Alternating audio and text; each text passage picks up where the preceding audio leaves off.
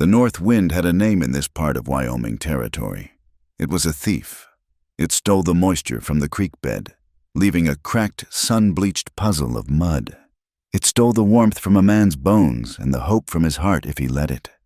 Right now, it was trying to steal a peeled pine log from Evelyn Hart. She had her shoulder braced against the timber, her worn leather gloves slick with sweat and grit.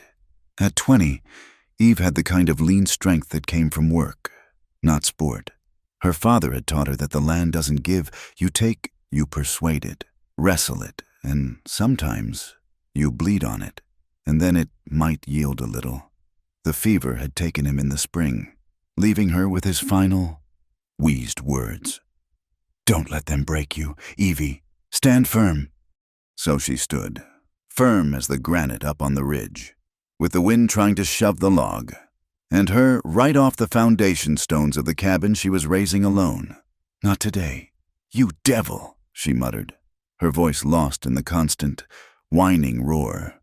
Red dust, fine as flour, coated her lips and settled in the lines around her eyes. She was fighting the wind, the gravity, and the sheer cussedness of a log that seemed determined to roll anywhere but onto the wall. With a final desperate heave that burned in her muscles, she got the timber to settle into its notch. She sagged against it, breathing hard, tasting the salt of her own sweat. Her claim, 160 acres of Wyoming granted under the Homestead Act, was a piece of paper in a metal box buried under her tent floor. That paper was a promise. This cabin, this collection of logs she was slowly winning from the earth, was the proof. A home, her home, a place to live clean and stand firm, just as she'd sworn to herself she would. From a rise half a mile to the west, hidden by a screen of sagebrush, Jonah Rourke watched the struggle through an old spyglass. He'd been trailing a stray calf for his boss when he'd first seen her, a lone figure moving with impossible purpose in the vast emptiness. He'd been watching for 3 weeks now. At 27, Jonah's world was framed by the back of a horse and the wide, lonely horizon. He'd lost his mother to the trail years ago, and his soul had felt like a drifter ever since. He was a good hand with a rope, better with a horse, and he kept his thoughts mostly to himself. Seeing her, this girl fighting a wilderness that had broken grown men, stirred something in him he hadn't felt in a long time. It wasn't pity, it was a kind of awe. He watched her wrestle that log into place and felt a phantom ache in his own shoulders. He knew the weight of it. He'd seen her hands, raw and blistered, when she'd come down to the creek one evening. He'd wanted to ride down then, offer his help, but he hadn't. Out here, a lone man approaching a lone woman was a prelude to trouble more often than not. He wouldn't bring that to her. He wouldn't be the reason she looked over her shoulder with fear instead of determination. So he helped in the ways he could, under the cover of dusk or the deep, star-dusted dark. A loose section of her makeshift goat pen mended with a bit of wire, a windbreak of stacked stone and brush that appeared overnight to shield her tent, a deep gash in her water trough, patched with pine tar. Small things, anonymous things. He lowered the spyglass, a knot of unease tightening in his gut. This meadow she'd claimed, with its good water and grass, lay directly in the path of Wade Cullum's autumn cattle drive. Cullum was a man who saw the world as his personal pasture. He didn't hold with fences or government paper. His law was the law of 1,000 head of longhorn, and it was a law that trampled everything in its path. Jonah knew Cullum. He knew the kind of men Cullum hired, and he knew this girl, with her fierce, stubborn courage, was planting her flag on a battlefield she didn't even see yet. He could stay silent, or he could appear. Both choices felt wrong, like two trails leading to the same bad end. For now, he chose silence, watching as she squared her shoulders and picked up her hammer, a small, defiant silhouette against the dying sun. The confrontation came 2 days later. Eve was splitting kindling, the rhythmic thud of the axe a comfort in the silence, when the sound of hoofbeats made her stop.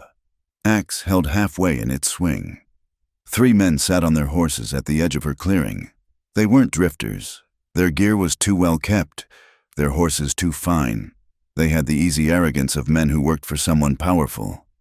The man in the middle, a burly fellow with a face like a slab of raw beef, spat a stream of tobacco juice near her woodpile. "This your claim?" he asked. It wasn't a real question. Eve rested the axe head on the chopping block, her hand still on the handle. "It is signed and filed with the county clerk. I'm Evelyn Hart. Wade Cullum sends his regards," the man said, ignoring her name. "He wants you to know his herd will be coming through here in a few weeks. This patch of grass makes for a good resting point before the final push to Dry Willow." "This patch of grass is my homestead," Eve said, her voice steady, though her heart had started a nervous, heavy beat against her ribs. "Mr. Cullum's herd will have to go around." A low chuckle passed between the men. "You don't seem to understand." "Missy," Beefface said, leaning forward on his saddle horn. "Mr. Cullum's herd doesn't go around. It goes through. It's done so for 10 years. A piece of paper from some clerk in Cheyenne doesn't change the way of things." "The Homestead Act is federal law," Eve countered, her grip tightening on the axe handle. "It changes things." "Law," the man scoffed. "Out here, the only law that matters is rope law. You've got until the first snow to get your things off this land. After that, well, cattle are clumsy animals. They tend to knock things over." He gave the half-built cabin a meaningful look. Then, without another word, he wheeled his horse, and the three of them rode away, leaving a thick, suffocating silence in their wake. Eve stood frozen for a long time, the weight of their threat settling on her like a winter coat. She knew about rope law. She'd seen what happened to nesters who got in the way of the big cattle operations. But the thought of running, of giving up this land her father had chosen, was a betrayal she couldn't stomach. The first snow, that was her deadline. She looked at the cabin, its walls only half raised. The race wasn't just against the weather anymore. That night, the wolves came closer than usual, their howls a mournful chorus from the ridges. Eve sat inside her tent, her father's old carbine across her lap, watching the fire die down to embers. She was afraid, a cold, sharp fear that had nothing to do with the wolves. It was the fear of failure, of being broken just as her father had warned. But beneath the fear was a layer of pure, hard anger. This was her land. She would not be scared of it. She must have drifted off, because the sound that woke her was not a howl, but a sharp, splintering crack. It was close, too close. She grabbed the carbine, her heart hammering, and crept to the tent flap. The moon was a pale sliver, offering little light, but she could see movement out by the corner of her claim. A shadow, low to the ground, then another crack, followed by the soft thud of wood hitting dirt. They were cutting her survey stakes, the wooden posts, driven deep to mark the boundaries of her land, her dignity. It was a violation deeper than a threat. It was an erasure. By the time she scrambled out of the tent, gun raised, there was nothing but the whisper of the wind and the dark, empty spaces where her corner markers had been. She found the severed posts at dawn, the cuts clean and deliberate. A cold fury settled in her chest. She stood there, trembling, as the sun rose, painting the sky in shades of bruised purple and delicate rose. As the light grew, she saw something else, something that didn't belong. Near the spot where one of the stakes had been, a few feet from the crude path she'd worn to the creek, was a neatly stacked pile of firewood, dry cottonwood, split and ready for the stove she didn't have yet. It was more than she could have gathered in 2 days, and in the soft dirt beside it was a single, clear boot print. It was a man's boot, large and worn at the heel. Eve stared at the print, then at the wood, then at the empty spot where her boundary marker had stood. The world suddenly felt crowded. Someone had come in the night to destroy, and someone else had come to help. Were they the same person? A cruel game, a cat playing with a mouse before the final pounce. Or were there two invisible figures out there in the sagebrush? One an enemy. One. What? A friend. A protector, the uncertainty was almost worse than the open threat. Someone was watching her. The thought sent a chill down her spine that had nothing to do with the morning air. With a new, harder resolve, she hitched her 2 goats to the small cart and made the journey to Dry Willow. The town was little more than a single dusty street lined with false-fronted buildings, a place that seemed to be holding its breath against the vastness surrounding it. The county clerk's office was a small, stuffy room in the back of the general store, smelling of stale paper and cheap cigars. The clerk, a man named Silas, had a thin mustache and eyes that seemed permanently bored. He listened to Eve's story without looking up from the ledger he was writing in. "My survey stakes were cut," she finished, her voice tight with indignation. "It was Wade Cullum's men. They threatened me." Silas blotted his ink with a slow, deliberate motion. "You have proof of that, miss." "I have their words, and my stakes are gone. Words ain't proof, and stakes can get knocked over by wildlife." He finally looked at her, his expression weary. "Listen, Miss Hart, Wade Cullum's cattle have used that valley trail for a decade. It's custom.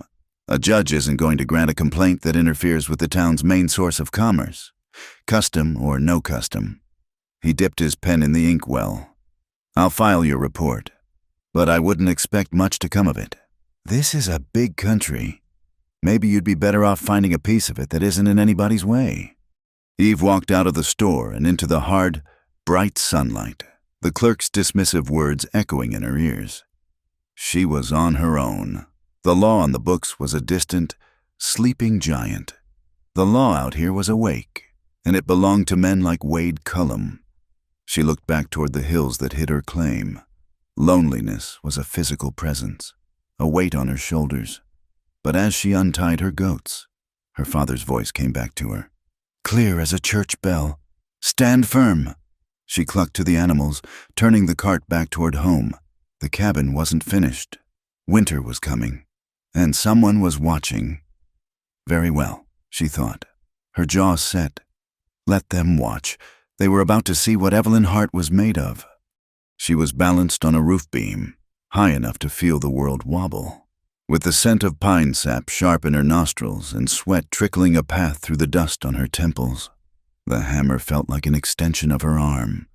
She was singing a hymn under her breath, a tune her mother had loved. But the words she muttered to the stubborn crossbeam were anything but holy. "Settle," she grunted, giving the wooden pin a clout. "Settle in, you contrary piece of kindling, or I'll use you for the fire tonight." The wood, seasoned and hard, resisted. She swung again, her muscles screaming in protest, the sound of the blow echoing flat and lonely in the vast afternoon quiet. From his vantage point on the sage-dusted slope, Jonah Rourke watched her through the spyglass. The lens brought her close enough that he could see the strain in her jaw, the fierce concentration in her eyes. She moved with a weary grace, a creature of pure will who had decided to impose her own geometry on the wildness of the land. A young virgin built her cabin alone, not knowing the lonely cowboy watching was dreaming she'd be his. The thought came to him unbidden, a line from a story he'd never read, a truth that felt as solid and real as the saddle leather beneath him. He let out a short, harsh breath, a self-mocking sound. "Dreaming's easy," he thought, lowering the glass. "Raising a roof is hard." The sky, which had been a placid, cloudless blue, began to change in the west. A yellow-brown haze appeared on the horizon, a smudge that grew with unnatural speed, swallowing the blue as it came. Eve saw it too. She paused, hammer in hand, and watched the approaching wall of dust. It was a common enough sight, but this one looked mean. She scrambled down the rough ladder, her boots hitting the ground with a soft thud just as the first gust of wind struck the clearing. It hit the half-finished cabin with the force of a physical blow, and she heard the structure groan, the timbers shifting. The post she had just been working on leaned precariously. its pin not yet fully seated. The world dissolved into a howling, stinging vortex of red dirt. Eve pulled her neckerchief over her nose and mouth. Squinting against the assault, she fought her way to the leaning post, throwing her shoulder against it, trying to hold it straight against the storm's fury. The wind was a solid thing, a malevolent presence that sought out every weakness, every poorly joined corner, every unsecured tool. It was a 20-minute eternity. When the wind finally began to slacken, sputtering in tired gusts, she was left gasping in a world coated in a fine red powder.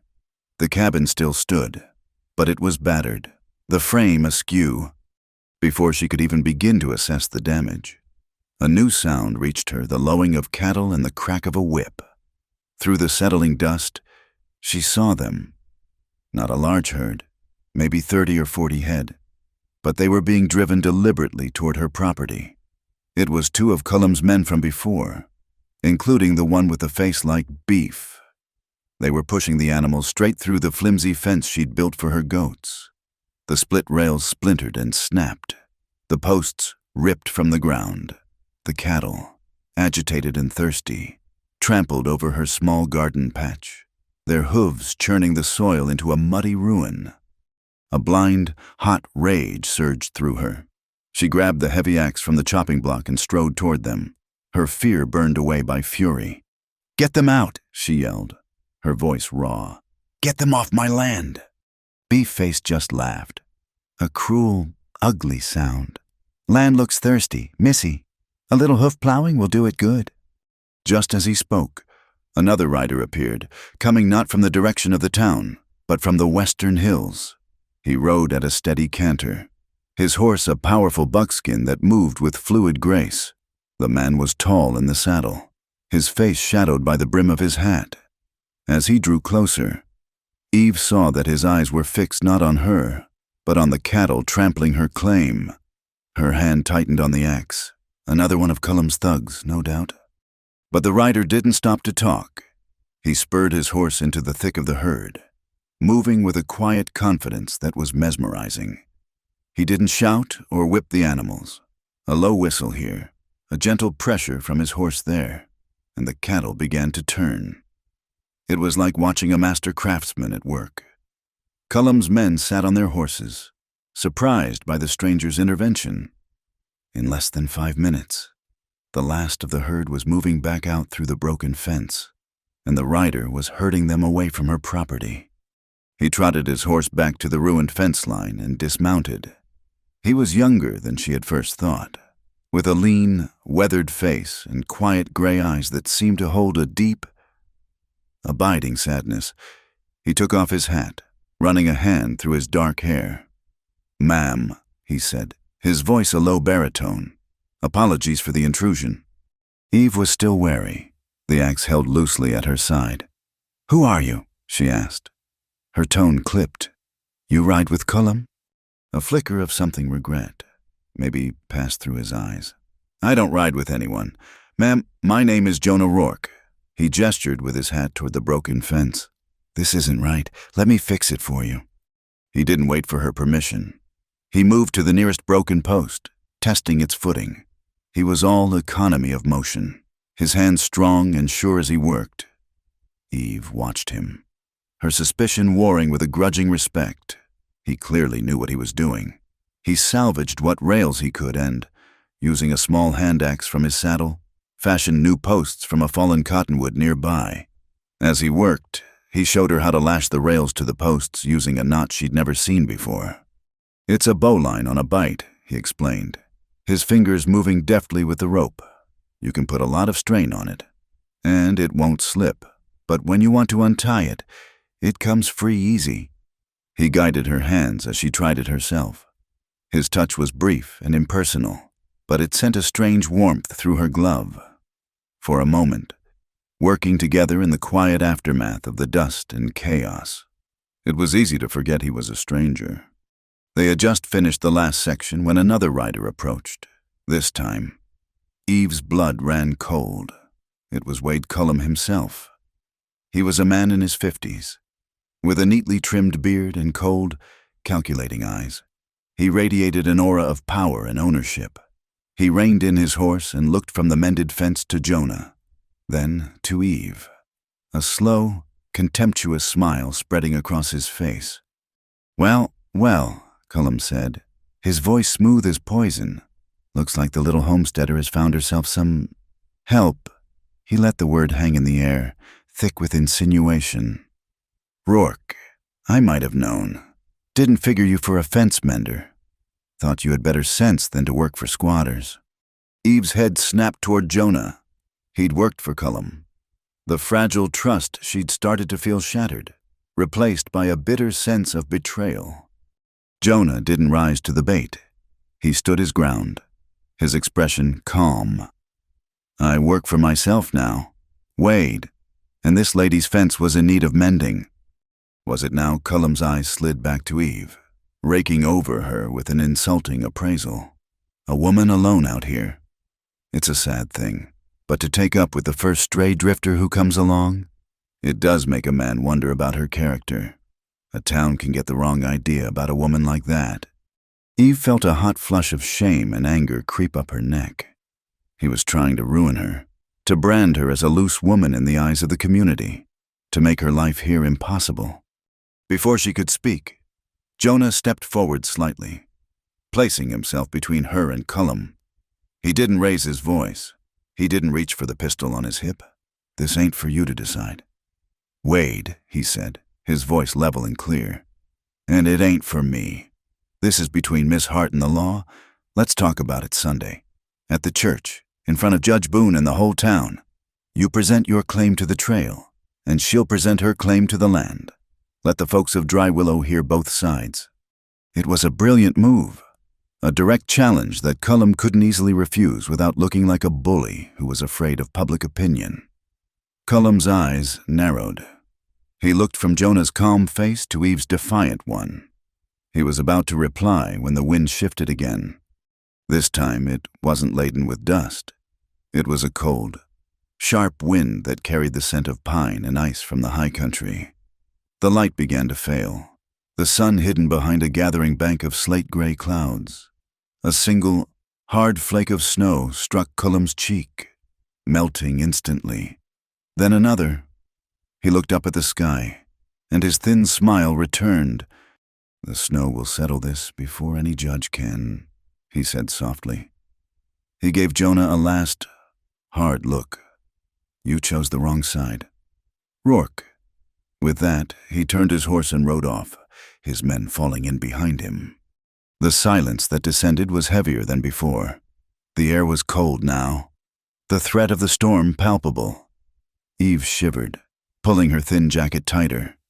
She looked at Jonah, at this man who had worked for her enemy, who had defended her, who had just placed her squarely in the center of a public feud. "You should go," she said, her voice barely a whisper.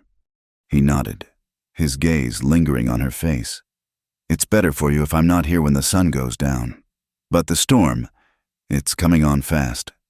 "I'll manage," she said, lifting her chin. He walked to his horse, but paused with his hand on the saddle. He reached into a saddlebag and pulled out a knife. It was a simple skinning knife, its wooden handle worn smooth with use. He walked back and held it out to her. "I want you to have this," he said. She stared at it, confused. "I have a knife." "Not like this one." He turned it over in his hand. Carved deep into the wood of the handle was a single, stylized letter, R. "My name is Jonah Rourke," he said again. Meeting her eyes, "That's my mark. This storm will be hard, but it will pass. Cullum won't. If you have need, you'll know who to call on." He pressed the knife into her gloved hand. The wood was warm from his touch. He mounted his horse, gave her one last long look, and then rode away, disappearing into the gathering twilight. Eve stood alone in the growing cold, the first real snowflakes of the season beginning to fall around her. They were small and sharp, stinging her cheeks. She looked down at the knife in her hand. The carved R was rough beneath her thumb. He had gone from a shadow to a man with a name and a past she didn't understand. A kind man, she thought, who had the deepest sadness in his eyes she had ever seen. The wind howled around the corners of her half-built cabin, but for the first time, she didn't feel entirely alone. The weight of the knife in her hand was a small, solid anchor against the coming storm. The snow did not fall. It attacked. It came down not in flakes, but in a horizontal, blinding sheet, driven by a wind that screamed like a banshee. Jonah had made it less than a mile from her claim when the world vanished into a maelstrom of white. Turning back wasn't a choice.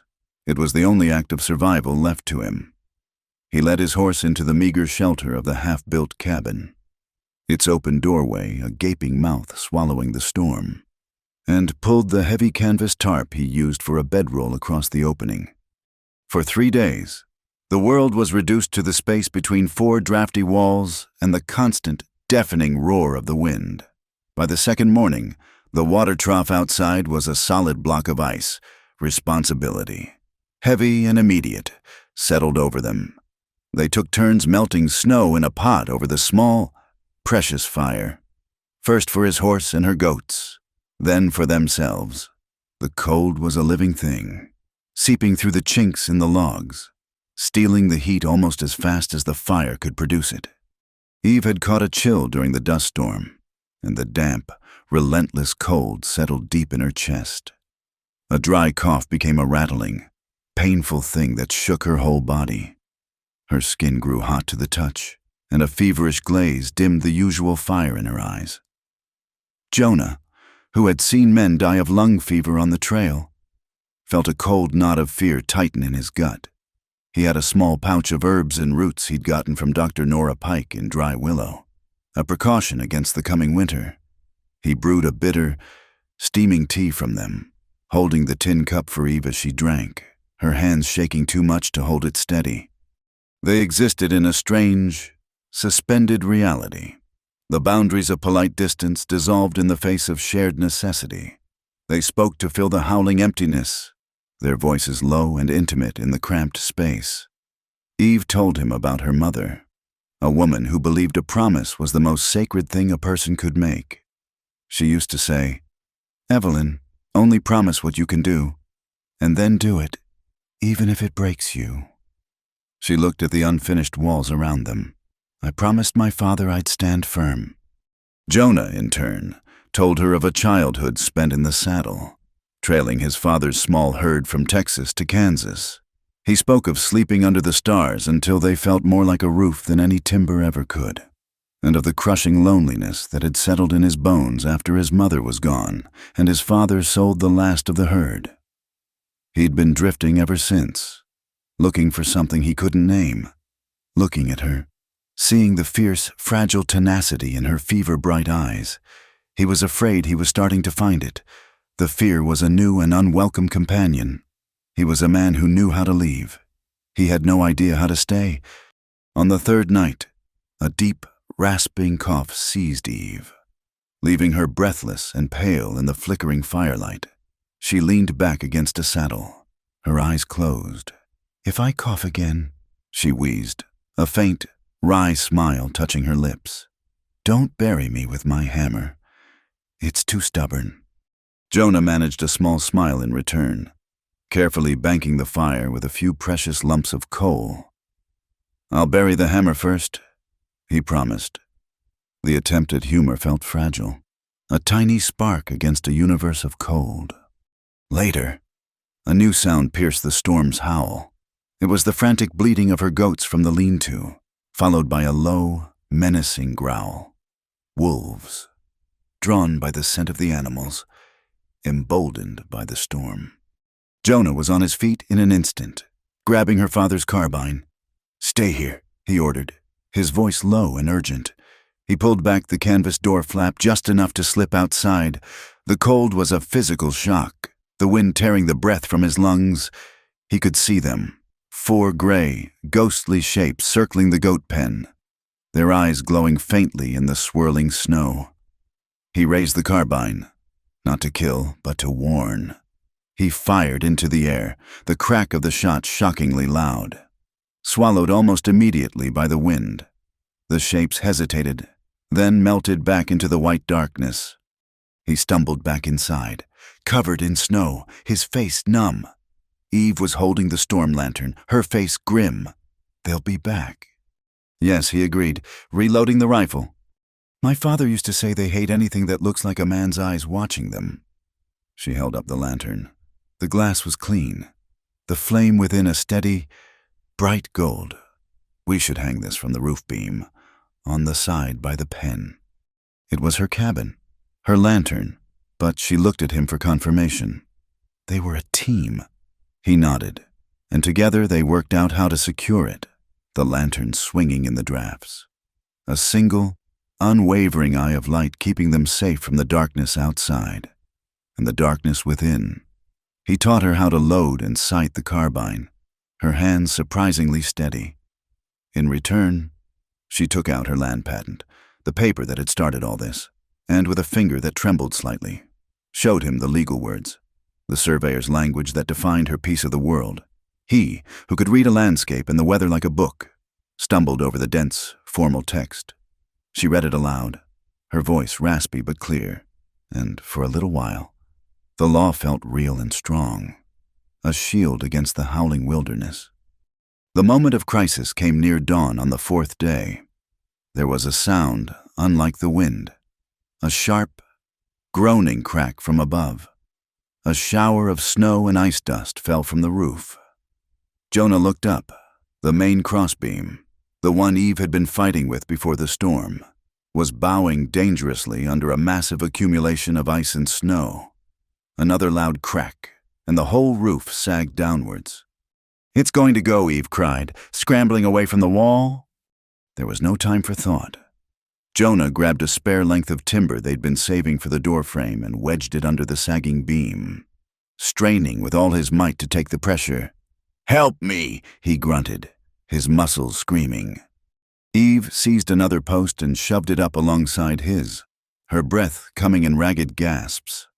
For a long, silent minute, they stood shoulder to shoulder in the dim lantern light, their combined strength the only thing between them and being crushed.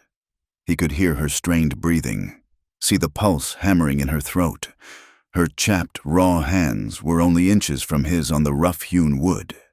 In that moment, they were not a man and a woman, a stranger and a homesteader. They were a single unit of resistance, two people holding up their world. The intimacy of their shared struggle was more profound than any touch. They were a team, and they were holding. The beam held, slowly, carefully. They secured the braces. The immediate danger had passed. They collapsed back, exhausted, their breath misting in the frigid air. The storm broke a few hours later. The wind died first, leaving behind a silence that was almost as shocking as the noise had been. Eve pushed open the canvas flap and looked out on a new world. The land was buried, sculpted into smooth, flowing drifts of brilliant white under a sky the color of worn, tarnished iron. It was beautiful and terrible, a clean slate that had erased everything, or almost everything. As the light strengthened, Eve saw them, out near the edge of her claim, where her corner stakes had once stood, were new posts. They were thicker, cruder than the surveyor's stakes, and they were driven deep, even from this distance. She could see they weren't in the right place. They were at least 50 yards inside her property line. Wade Cullum had used the cover of the storm, while she and Jonah had been fighting for their lives. He had redrawn the map. A cold, hard anger, pure and clean as the snow itself, replaced her exhaustion. She looked over at Jonah, who was standing beside her, his face a grim mask. He had seen the new stakes, too. "When the trail is clear," she said, her voice quiet but inflexible, "we're going to Dry Willow, and we're going to get that judge to look at my map." He looked down at her, at the determined set of her jaw, the fire back in her eyes. The fear of staying was still there, a cold presence in his chest. But for the first time, it was eclipsed by something else, the fear of what would happen to her if he left. "We will," he said. The word was a promise. The church in Dry Willow served God on Sundays and the law on weekdays, and it was often hard to tell the difference. Both involved a lot of judgment. The air inside the plain, wood-planked building was thick with the smell of damp wool, wet leather, and the bitter, boiled coffee being passed around in tin cups. Nearly the whole town was there, packed onto the hard benches, their faces a mixture of curiosity, fear, and grim expectation. This was more than a hearing. It was a choosing of sides, and in a town as small as Dry Willow, that was a dangerous business.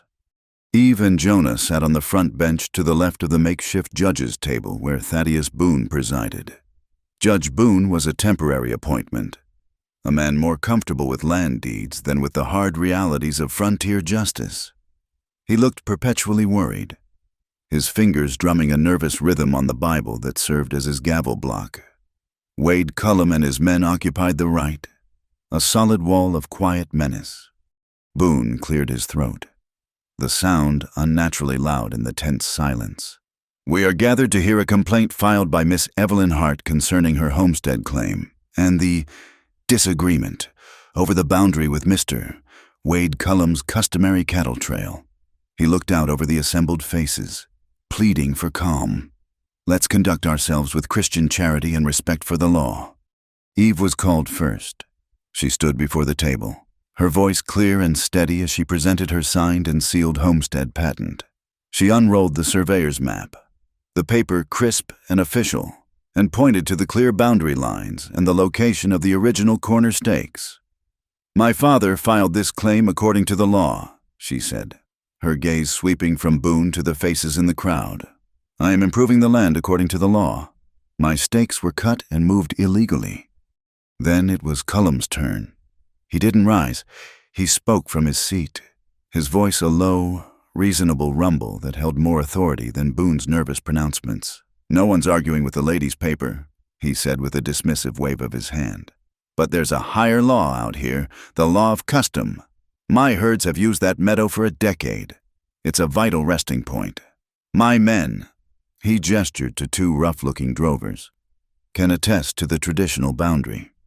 The drovers swore on Boone's Bible and told their lies. They spoke of a rock formation and a dead tree, landmarks that just happened to align perfectly with the new, crude stakes Cullum had planted. Their testimony was smooth, rehearsed. Eve could feel the mood in the room shift. The town depended on Cullum's cattle. Her piece of paper was beginning to feel very thin. Just as Judge Boone was about to accept their testimony, a firm voice cut through the room. "They're lying." Dr. Nora Pike stood up from her seat in the back. She was a woman in her 40s, with sharp, intelligent eyes and a no-nonsense demeanor that even Cullum respected. "I was out to Miss Hart's claim the morning the blizzard broke. I treated her for a severe case of lung fever she caught trying to save her cabin. Those new stakes weren't there then. And for the record, a woman fighting a fever and a blizzard to hold her land isn't a woman who would abandon it or misremember her own property line." She sat down, her point made. A murmur went through the crowd. Nora's word was worth more than a dozen of Cullum's hired hands. Cullum's face hardened. He nodded to the burly man Eve remembered as Beef Face. The man stood up, a cruel smirk on his face, and pointed a thick finger at Jonah. "What about him?" he boomed. "He was there, wasn't he? Let's hear from Jonah Rourke. Ask him who he used to ride for. Ask him who paid his wages not 3 months ago." All eyes turned to Jonah. He stood slowly, his face unreadable. "It's true," he said, his voice quiet but carrying to every corner of the room. "I worked for Mr. Cullum. I drove his cattle." "A spy!" Then the man shouted, "Sent to get close to the girl to find her weaknesses?" "That's enough, Jed," Cullum said, though he'd clearly gotten what he wanted. The seed of doubt was planted. Judge Boone looked from Jonah to Eve, his expression growing more troubled by the second. He saw no easy path. He held up his hands. "This is complicated," he stammered. "Perhaps a compromise can be found, a solution that serves everyone." He looked at Eve, his eyes pleading. Miss Hart, your claim includes the only reliable water source in that meadow. Mr. Cullum's need for that water is the root of this issue. If you were to agree to sell him the water rights, I'm sure Mr. Cullum, in return, would be willing to offer his protection for your claim. He would see to it that your boundaries are respected. The room went silent. It was an offer of peace, but everyone knew what it really was. She would be giving up the most valuable part of her land in exchange for a promise from the very man who was threatening her. She would be buying a leash and putting it around her own neck. Eve looked at the judge, her disappointment a sharp, bitter taste in her mouth. "My father taught me that you don't sell the heart of your land to keep the bones," she said, her voice ringing with conviction. "The water is part of the homestead. I am not selling. I am asking the law to uphold my rights. All of them." She refused to look at Cullum. She looked at the judge. She looked at the town. "I refuse." A tense silence followed her words. Wade Cullum's man, Jed, took a step forward. He reached out and snatched the official map from the table. "This ain't law," he sneered. "This is just paper." With a deliberate, contemptuous motion, he ripped a corner off the document. The sound of tearing paper was like a gunshot in the silent church. It was a desecration. Before anyone could react, Jonah moved. He wasn't fast, but he was sudden, a blur of controlled fury. He didn't say a word. He simply drew back his fist and struck Jed squarely on the jaw. The sound was a sickening crunch of bone on bone. The big man staggered backward, surprise and pain on his face, and crumpled to the floor. In the next instant, the room exploded. Two of Cullum's other men had their pistols out, the barrels leveled at Jonah's chest. From his seat, Jonah's own hand rested on the butt of his revolver, his thumb on the hammer. The citizens on the benches scrambled back, overturning a bench with a loud crash. Women screamed. "Order," Judge Boone shouted, his voice a panicked squeak. He grabbed a heavy hymn book and slammed it down on the table. "Order, this is a house of God." He slammed it down again and again. The dull thuds, a frantic, useless heartbeat in the standoff. "This hearing is adjourned. Everybody out. Now." The tension broke, not in violence, but in a confused, hurried retreat. The townspeople flooded out the doors, not wanting to be witnesses to what might happen next. Cullum slowly rose and helped Jed to his feet, the man groaning, blood trickling from his lip. Cullum's cold eyes never left Jonah. He waited until Eve and Jonah were the last ones left in the church besides his men and the trembling judge. He walked over to Jonah, his steps measured and silent. He stopped so close that Jonah could smell the expensive cigar on his breath. "Leave her," Wade whispered. His voice a venomous hiss meant only for Jonah's ears. "Ride out of this territory and don't look back. You do that, and you live." He didn't wait for an answer. He turned and walked out, his men holstering their weapons and following him like wolves leaving a kill. The church was suddenly, profoundly silent. The only sounds were the ragged edge of Eve's breathing and the distant, mournful clang of the church bell as the rope swayed in the draft. The torn piece of her map lay on the floor, a small, white casualty of the war between paper and power. Jonah looked at it, then at Eve. The choice Wade had given him was a brutal one: her safety, or his life beside her. He could stay and fight, and bring a war down on her head, or he could leave, and condemn her to facing that war alone. Just as they were about to leave, Judge Boone scurried over, his face pale and beaded with sweat. "Miss Hart, a word, please." He led her to a small alcove near the door, out of Jonah's earshot. "I'm sorry," he whispered, wringing his hands. "Cullum, he has this town in his pocket, but there might be another way, a legal one." Eve waited, her patience worn thin. "The law looks differently on a man protecting his own property," Boone said, his eyes darting around nervously. "Rourke is seen as a drifter, an outsider. It gives Cullum an excuse. But if he were family, if you were to register a marriage, His presence on your claim would be legally unimpeachable. He would have a right to be there, to defend his wife's land. It would formalize things, give Cullum less room to maneuver. Eve stared at him, stunned into silence. He wasn't demanding it, he was suggesting it, a desperate legal loophole in a land where the law was failing. As she stepped out into the cold, gray afternoon, a young boy ran up to them, his face flushed.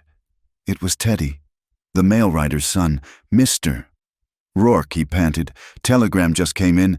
Big herd. Cullum's main herd from the south is 2 days out. They say it's over 2,000 head. The final piece clicked into place.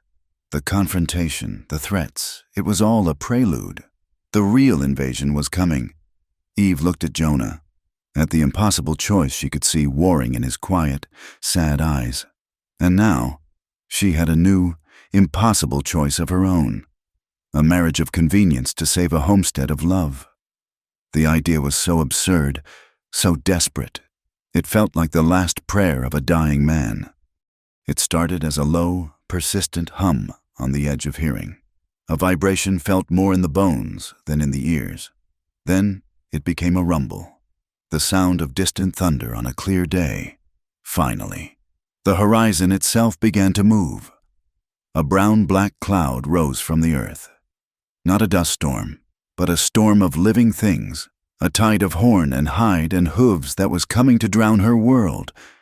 Wade Cullum's main herd was not a force of nature, it was a weapon. 2,000 head of longhorn, pushed hard and thirsty, was an army that needed no orders to destroy. They poured into the valley, and the world dissolved into a bedlam of dust and noise. The creek, her precious source of clear water, turned into a thick, churning soup of mud and animal waste within minutes. Jonah had anticipated this. He and Eve had spent the previous day hauling bucket after bucket of water to fill every container they had, then worked to build a small, makeshift levee of stone and packed earth around the spring that was the creek's source, a desperate attempt to protect it from the worst of the filth. Now, they stood near the half-built cabin, watching the unstoppable river of cattle flow past. Cullum's drovers were everywhere, deliberately pushing the animals toward her flimsy fences, their shouts and whip cracks a constant, goading provocation. They were daring Jonah to act, to give them the excuse they needed for violence. But Jonah stood still, his face a mask of stone, his hands loose at his sides. This was a battle they couldn't win with a gun. Amidst the chaos, Eve saw a flash of movement near the creek bed. Something that wasn't a cow, a figure, small and slight, was trying to scramble up the opposite bank. But a surge of cattle cut off her escape. The girl, she looked no older than 18 or 19, was pinned, a massive steer lowering its head, trapping her against the muddy embankment. She didn't scream. She stood frozen, her dark eyes wide with a terror so profound it was silent. "Stay here!" Jonah yelled to Eve over the din. And then he was moving. He vaulted over the fence and into the herd, a feat of suicidal bravery. He didn't run, he moved with the flow, a firm hand on one animal's flank to guide it, a quiet word to another. He was a part of the herd, not an obstacle to it. He reached the trapped girl, placing himself between her and the steer, and with a gentle but firm pressure on its nose, he turned the massive animal aside. He offered the girl his hand. She hesitated for a fraction of a second, her eyes searching his, then took it. He led her back through the sea of cattle with the same unnerving calm, delivering her safely on the cabin side of the fence. She stood before them, breathing hard, mud caking her deerskin dress. She was Native American, her features fine and her bearing proud, despite her recent terror. She looked from Jonah to Eve, her gaze intelligent and assessing. "Thank you," she said, her voice soft but clear. "I was crossing the old soldiers' trail. I did not expect them to be so wide." She gestured vaguely to the east. "My people's village was once there, before it was burned. You're welcome to take shelter here until they pass," Eve offered immediately. The girl nodded, a flicker of gratitude in her dark eyes. "I am Yuma," for the rest of the day. The three of them worked, reinforcing the levee as the cattle churned the ground around it to muck. The air was so thick with dust they had to tie wet cloths over their faces to breathe. During a brief lull, as they rested on their shovels, Eve looked over at Jonah, a wry, exhausted smile playing on her lips. "If we survive this," she said, her voice raspy, "you have to teach me how to use a lasso." Jonah leaned against his shovel, wiping a sleeve across his forehead, leaving a muddy streak. A ghost of a smile touched his own mouth. "If we don't survive," he replied, his gaze steady on hers, "don't you go teaching anyone else how to name their survey stakes." The moment of shared dark humor was a small island of sanity in the overwhelming chaos, a connection that felt more real than the world falling apart around them. As the sun began to sink, painting the dust-filled sky in apocalyptic shades of orange and red, the last of the herd was pushed through the valley, but Cullum's men weren't leaving. A group of them gathered on the far side of the meadow, upwind. Eve watched them, a knot of dread tightening in her stomach. Then she saw it the flicker of a match, a small tongue of flame applied to the tall, dry grass. "They're setting a fire," she breathed, her voice filled with disbelief. The fire took hold with terrifying speed, a line of orange that grew and spread, eating the dry grass. It was meant to be a warning, a final act of intimidation to clear the way. But the wind, that fickle, treacherous Wyoming wind, had its own ideas. As Eve watched in horror, the breeze that had been blowing from the west began to slacken, to swirl, and then, with a sudden, decisive gust, it shifted. It began to blow from the east, directly toward them. The line of fire, which had been moving away, turned into a roaring, galloping beast, consuming the meadow and racing straight for the cabin, for her home. "Backfire?" Jonah said, his voice sharp, cutting through her paralysis. "It's our only chance. We have to burn a patch in front of the main fire. When the two meet, there'll be nothing left to burn." Yuma was already grabbing empty grain sacks. "Soak them in the water trough," she commanded, her voice steady and sure. She knew fire. Eve could see it in her eyes. What followed was a desperate, choking ballet of survival. Jonah, using a flaming branch, started a new, smaller line of fire 100 yards in front of the cabin, one that would burn toward the approaching inferno. Eve and Yuma, their face black with soot, used the soaked sacks to beat at the edges of their own fire, controlling it, keeping it from jumping back toward the cabin. The heat was immense, a physical blow that seared their lungs. The air filled with thick, black smoke and a storm of glowing embers. They worked in a frantic, silent unison, a team forged in the heart of the inferno. They were no longer a homesteader, a cowboy, and a refugee. They were three human beings fighting a dragon. The two fires met with a deafening roar, a great whoosh of flame that leaped 50 feet into the air.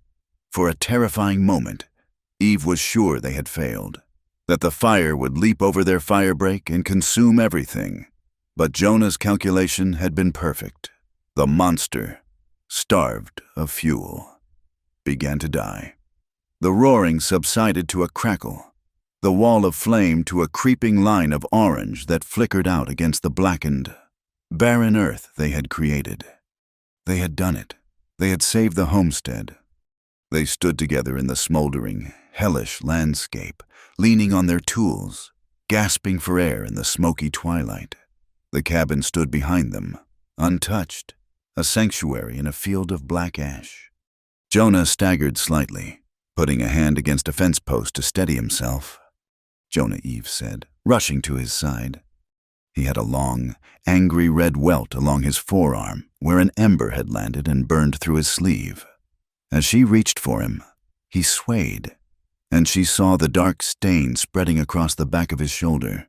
A heavy, burning branch must have fallen and struck him. "It's nothing," he said, but his face was pale beneath the soot. She and Yuma helped him inside the cabin. By the light of the lantern, She gently cut away the scorched fabric of his shirt. It was a nasty burn, deep and painful looking, and the flesh around it was bruised from the impact. As she cleaned the wound with a cloth and the last of the clean water, her hands trembled. Seeing him hurt, seeing his strength falter for even a moment, cracked something open inside her. The fear she felt was not for the land, or the cabin, or for herself. It was for him. The realization was a physical shock, as jarring as the blow he had taken. All this time, she had been fighting for a piece of ground, for a principle, for her father's memory.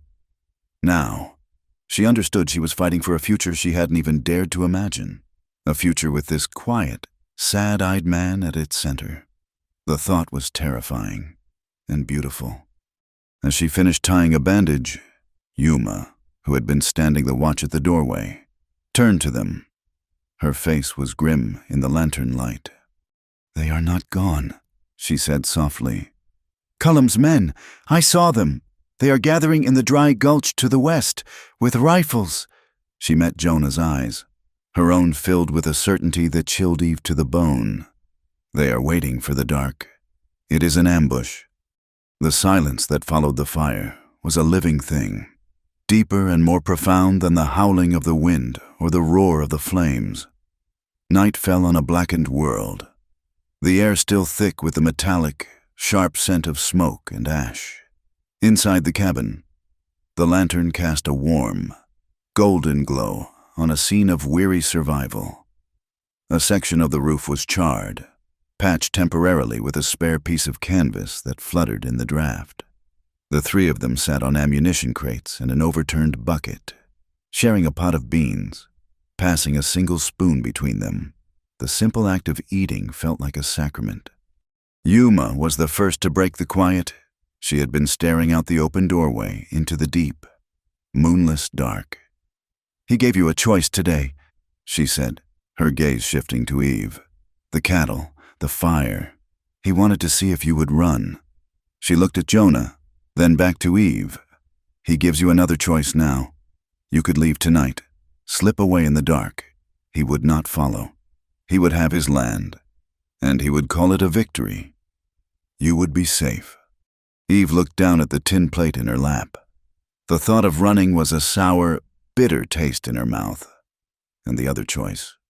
"You stay," Yuma said, her voice flat and final, "and you face them. All of them. It will be tonight." The words hung in the small, smoke-scented space. Stay and fight a war they could not win, run and lose everything she had fought for. Eve felt a tremor run through her, a deep exhaustion that went bone deep. She looked at Jonah, at his bandaged shoulder, at the lines of pain and weariness etched around his quiet eyes. He had been hurt for her. He had stayed for her. The raw, terrifying force of her feelings for him rose up, and she could no longer hold it back. A sound that was half laugh, half sob escaped her lips. Tears welled in her eyes, tracing clean paths through the soot on her cheeks. She met Jonah's gaze across the flickering light. "A young virgin built her cabin alone," she said, her voice trembling as she spoke the words that had formed in his own mind out on the hill. Not knowing the lonely cowboy watching was dreaming she'd be his. A rare, deep flush crept up Jonah's neck, visible even in the dim light. He put his plate aside and looked at her, his expression one of profound, unguarded sincerity.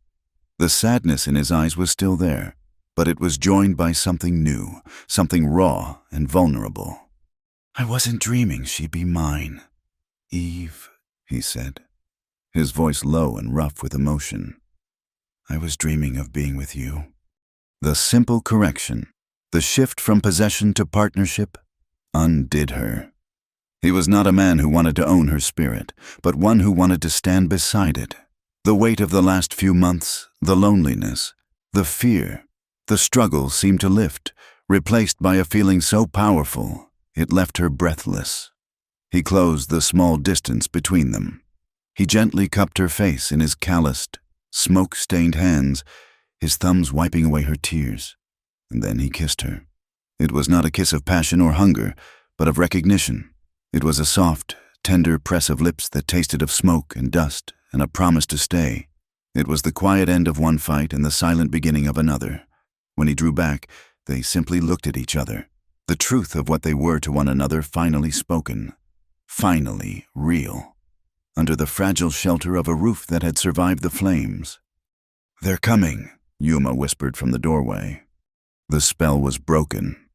Jonah stood, his hand finding the grip of his pistol, his face settling back into a grim mask. From the darkness of the dry gulch to the west, figures emerged, at least half a dozen men, rifles held ready, moving with practiced silence across the blackened earth. Wade Cullum was at their head, his face a pale oval in the starlight. He carried a torch, its flame a single, malevolent orange eye in the night. They stopped 50 yards from the cabin, a line of armed men ready to lay siege. Hart Cullum's voice boomed across the clearing. "Rourke, you've got one chance. Come out with your hands empty. The girl can leave. But Rourke, you and I have business." Before Jonah could answer, another sound came from the direction of the town trail, the rhythmic clop of horses' hooves and the squeak of a wagon axle. A small procession emerged from the darkness. Dr. Nora Pike sat astride her mare, a shotgun resting in the crook of her arm. Beside her rode the blacksmith and the general store owner, and perched nervously on the seat of a buckboard wagon, holding the reins with white-knuckled hands, was Judge Thaddeus Boone. Wade Cullum spun around, his surprise visible even from a distance. "What is the meaning of this?" "Nora, this isn't your affair." "It became my affair when you tried to burn a woman out of her home." "Wade," the doctor replied, her voice ringing with cold contempt. "We're here to bear witness." Cullum's face contorted with rage. He stalked over to the wagon, his hand grabbing the side. "Boone," he snarled, his voice low but carrying. "You remember that loan I gave you last winter, the one that kept the bank from taking your house? It would be a shame if the whole town found out how close to ruin their judge really is. You will declare this an illegal claim and order them out. Now." Judge Boone shrank back, his face ashen. He looked from Cullum's furious expression to even Jonah, who now stood in the cabin doorway. The torch in Cullum's hand cast dancing, demonic shadows. He raised it high. "This cabin is a blight on the land. We're going to remove it." He was about to give the order, to light the final fire, when a single, sharp crack echoed through the night. It wasn't the heavy boom of a shotgun. It was the sharp report of Jonah's pistol. The torch didn't fall. It flew from Cullum's hand, a perfect shot, and landed with a hiss in a muddy patch of the half-ruined creek bed, extinguishing in a puff of steam. The night plunged back into near darkness, the only light coming from the stars and the cabin's lantern. Jonah had not shot to kill. He had shot to disarm, to end the threat without bloodshed. It was a choice, a moral declaration louder than any bullet. In that stunned, silent moment, Eve stepped forward. She held no weapon. In her hands were the papers from her metal box, her official homestead patent, and the small, leather-bound journal in which she had recorded every event, every threat, every landmark. "My name is Evelyn Hart," she called out, her voice not loud, but carrying with an unshakable clarity. She began to read from the patent, the legal, formal words a strange and powerful incantation in the burned-out night. Then she opened her journal. On the 10th of September, my survey stakes were cut. On the 12th, I was threatened by men in the employ of Wade Cullum. On the 17th, during the blizzard, new stakes were placed 50 yards inside my legal boundary. She read on, her voice a steady rhythm of fact and truth against the backdrop of armed men. She was not pleading. She was testifying. She was forcing the witnesses from the town to choose between the silent intimidation of rifles and the spoken truth of the law. The blacksmith shifted his weight, his hand resting on the big hammer tucked into his belt. Nora Pike raised her shotgun a few inches higher. "The standoff was broken by the doctor. That's not all." "Judge," she said, her voice sharp. She reached into her saddlebag and produced a rolled-up document, handing it down to Boone. "I keep copies of all major land transactions for my records. That is a copy of Wade Cullum's original boundary survey from 1868. Compare it to Miss Hart's. You'll find his own fence line has crept a quarter-mile west over the years. He wasn't just claiming a customary trail. He was stealing land long before Miss Hart ever arrived." The final lie was exposed. A collective gasp went through the small group from town. All eyes went to Cullum, who stood frozen, his face a mask of disbelief and fury. He had been outmaneuvered, his violence met with calm resolve, his lies met with documented proof. Judge Boone unrolled the old map, his hands shaking.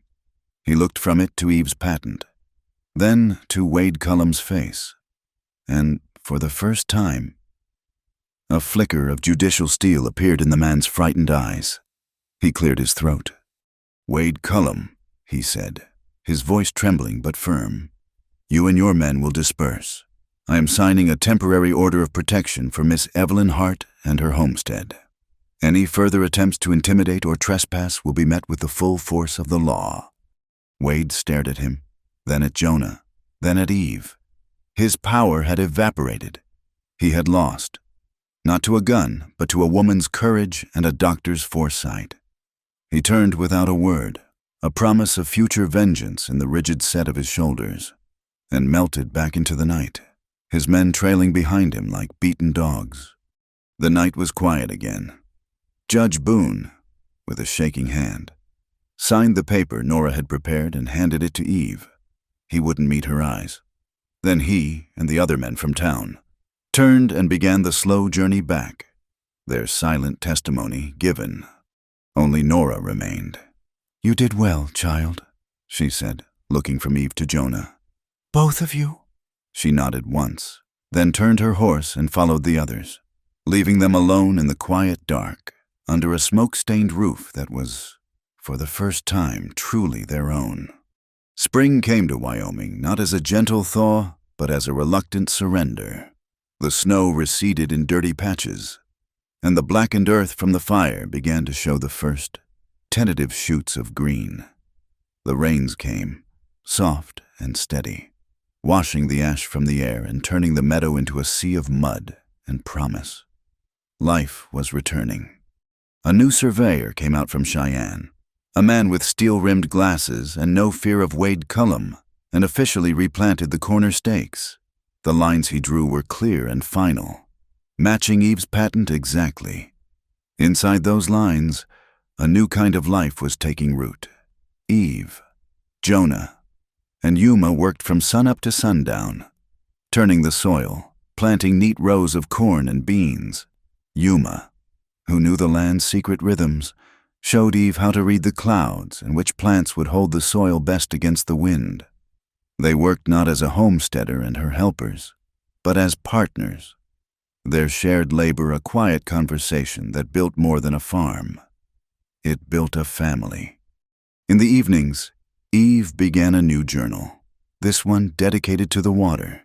She meticulously recorded the rainfall, the flow of the creek, and the level of the small spring she and Jonah had protected.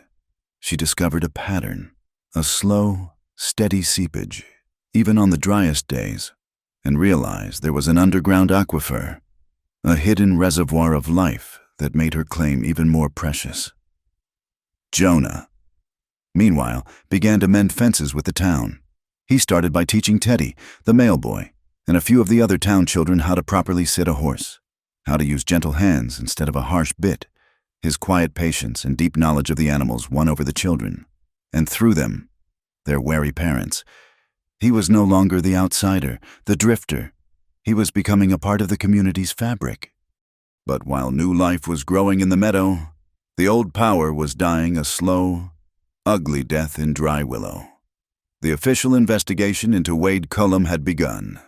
His business rivals, smelling weakness, began to pull away, canceling contracts and calling in debts. Cullum, stripped of his invincible aura, became just another man, one who had overplayed his hand. His power had always been rooted in the illusion of inevitability. And now that the illusion was shattered, The fear he wielded had lost its magic.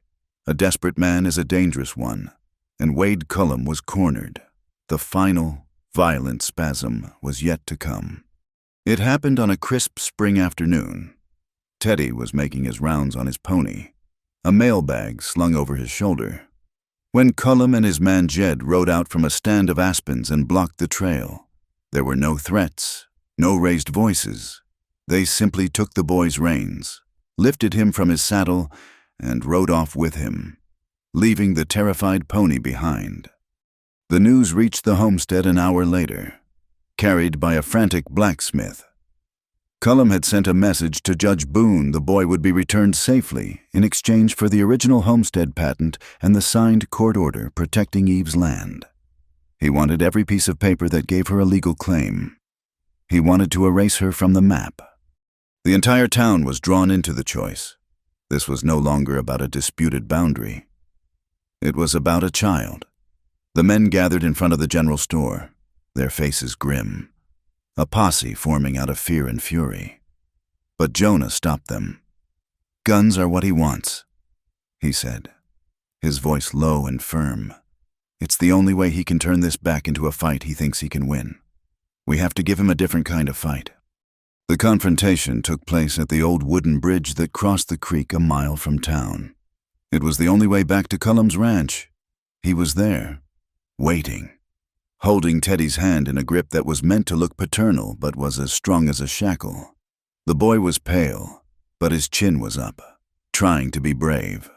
Eve, Jonah, and Yuma rode to the edge of the bridge, followed at a distance by Judge Boone, Nora Pike, and a dozen other townspeople. They came not as a posse, but as witnesses. "Let the boy go. Wade," Jonah said, his voice calm, his hands in plain sight. "Give me the papers," Cullum countered, his eyes wild and feverish. "The patent, the court order, everything. You give them to me, and the boy rides home. You don't, and we see how far this goes." It was then that Eve urged her horse forward, stopping in the middle of the bridge, creating a barrier of her own between Cullum and the town. She looked not at Teddy, but directly at Wade Cullum, her gaze steady and filled not with fear, but with a strange, piercing pity. "This was never about the water, was it, Mr. Cullum?" she asked, her voice clear and carrying in the quiet afternoon air. The men behind her stopped, listening. It wasn't even about the land. It was about fear. Your herd was a weapon, your threats were a leash, and what you're terrified of right now is what this town will be when people are no longer afraid of you. You're not losing your ranch. You're losing your power to make men tremble. And it's the only power you've ever known. Her words struck him with the force of a physical blow. She had named the hollow thing at the center of his soul. He stared at her, his face a mask of confusion and rage. He was losing control of the narrative, of the fear he needed to survive. "You think you're so clever," he snarled, his grip tightening on Teddy's arm. The boy winced. From her position just off the bridge, Yuma had been watching, her face impassive. She had Eve's carbine resting across her lap. She had spent her life as a victim of men like Cullum, men who took what they wanted, who burned villages and scattered families. In a single, fluid motion, she raised the rifle. She didn't aim at Cullum. She aimed at the heavy wooden railing a foot from his hand. She fired. The shot was a deafening crack. A large splinter of wood exploded from the railing, and Cullum flinched back instinctively, releasing Teddy's arm. In that same instant, his horse, spooked by the loud report and the sudden movement, shied violently on the slick, damp planks of the bridge. Cullum lost his balance, a cry of surprise escaping his lips as he tumbled from the saddle. He landed awkwardly in the shallow, muddy creek bed below with a sickening, audible snap. It was over. Jed, seeing his employer defeated and the entire town watching, threw his hands up in surrender. Jonah ran to Teddy, scooping the boy up and carrying him back to the safety of the crowd. Yuma lowered the rifle, the smoke curling from its barrel. She had not been a victim. She had been a rescuer.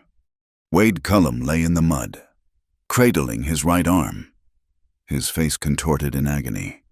It was broken. The hand that had held the whip, the reins, the power, was useless. Nora Pike dismounted and slid down the muddy bank, her medical bag in hand. She knelt beside him, her expression professional, compassionate. "Let me see it." "Wade," she said gently. She was not his enemy, not his judge. She was his doctor. He had lost his power, but in her act of grace, she had allowed him to keep his humanity. Later that day, in his dusty office, Judge Boone prepared to sign the final, permanent ruling. Before he did, he looked at Eve, his eyes filled with a shame that was profound and real. "I have a confession to make, Miss Hart," he said, his voice low. "The night of the hearing in the church, I was a coward. Cullum owned me. I was going to find a way to rule against you." He paused, looking down at his hands. "But then, you looked at me, not with hatred for my weakness, but with disappointment.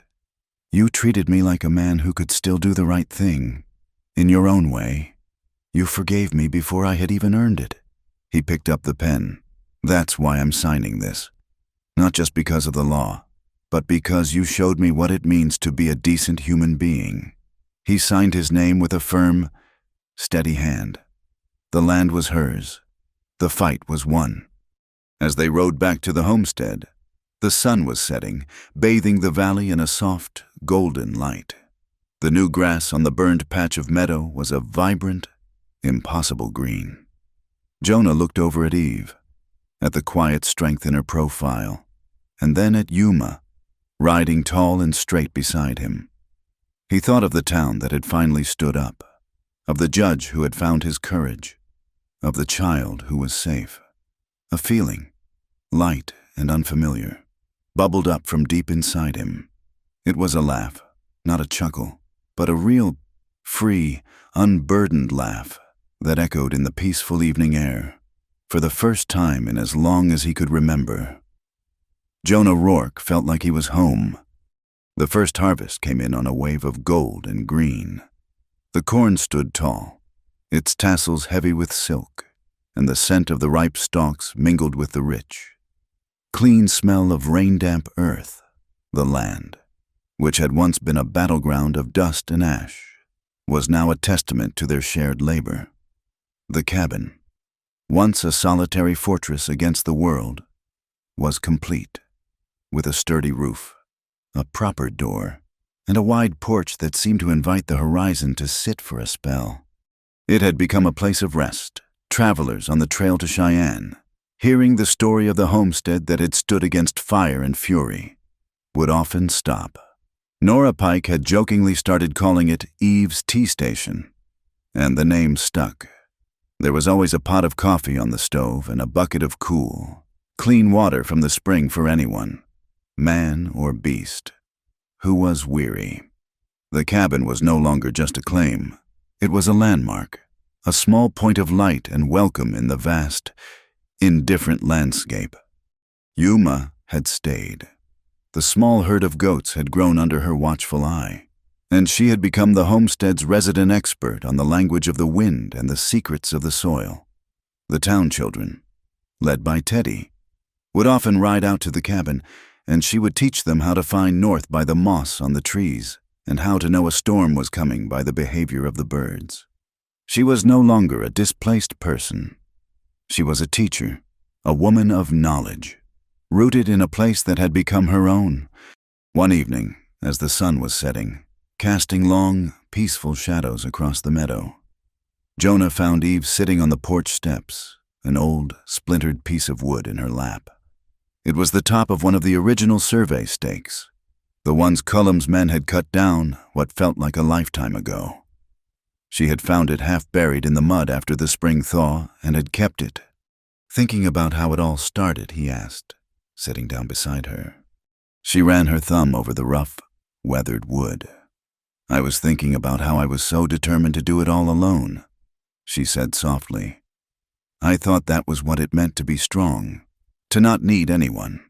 She looked up at him, her eyes clear and full of a love that was as steady and deep as the aquifer that fed their spring. I was wrong. Strength isn't being alone. It's knowing who to stand with. He didn't say anything for a long moment. He just took her hand, his fingers lacing through hers.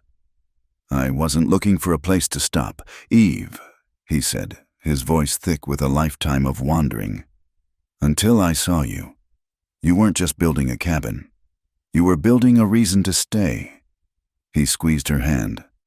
I'm not asking you to marry me because a judge thought it was a good idea. I'm asking because I can't imagine a single day, from this one forward, without you. Her answer was not in words, but in the brilliant, happy tears that welled in her eyes as she leaned her head against his shoulder. They were married a month later, on a warm autumn afternoon, right there in the meadow in front of the house. The whole town came. Judge Boone, looking 10 years younger, officiated. Nora Pike, who had declared herself the bride's guardian for the day, stood beside Eve. Teddy served as Jonah's best man, his chest puffed out with pride. Just before the ceremony began, Nora pulled Jonah aside with a stern look. You promised me, she said, her tone mock serious, that you would not kiss the bride before she says I do. Jonah looked over at Eve, who was radiant in a simple blue dress, a crown of wildflowers in her hair. A slow, easy smile spread across his face. I promised I'd kiss her after she says it, he replied, a playful glint in his eye. Twice. The wedding was simple, full of more laughter than ceremony. Afterward, Teddy, on a mission of great importance, rode into town. An hour later, he returned to announce that he had, with the blacksmith's help, hung the new official map of the Hart Rourke homestead on the wall inside the church, right next to the pulpit, as a permanent lesson for the community. That evening, as the last of the guests departed, Jonah and Eve hung a small, hand-carved sign next to their front door. It read, Hart Rourke Homestead, water and shade for the weary. It was a simple statement, but it was the heart of everything they had built. It was no longer my home. It was our home, and its doors were open. A few days later, a traveling mail rider, covering a route that had been washed out for months, delivered a small, water-stained packet of letters. One of them was for Jonah. The postmark was from a small town in Kansas, and it was dated nearly a year ago. It was from his mother, the last letter she had ever written. Lost in the system for months, he opened it with trembling hands. Her script was faint and spidery, but the words were clear. My dearest Jonah, it read, Your father's gone now, and I know your heart is set on drifting. I won't tell you not to, but I will tell you this. A man can ride 1,000 miles and never find himself. You will only truly become a man when you stop riding for yourself and learn how to build a roof for another to rest under. Find a place worth your strength, my son, and then stay. He read the letter twice, then handed it to Eve. She read it, her eyes filling with tears, and then she looked at the strong, warm walls of the cabin around them. He had done it. He had finally come home. The West was still a harsh and unforgiving land. The winters were still brutal, the summers still hot and dry, but here and there, in small pockets of courage and community, something new was taking root. The old law of the rope and the gun was slowly, grudgingly giving way to the quieter, more resilient strength of a shared meal, a mended fence, and a helping hand. The world was still a lonely place, but some homes, like some hearts, had finally learned how to open their doors. Thank you for listening to our story. Please let us know where you are listening from in the comments so we can all connect and share our thoughts. And remember to subscribe to our channel Wild West Night, like this video, and support us further by pressing the hype button so this story can be heard by more people.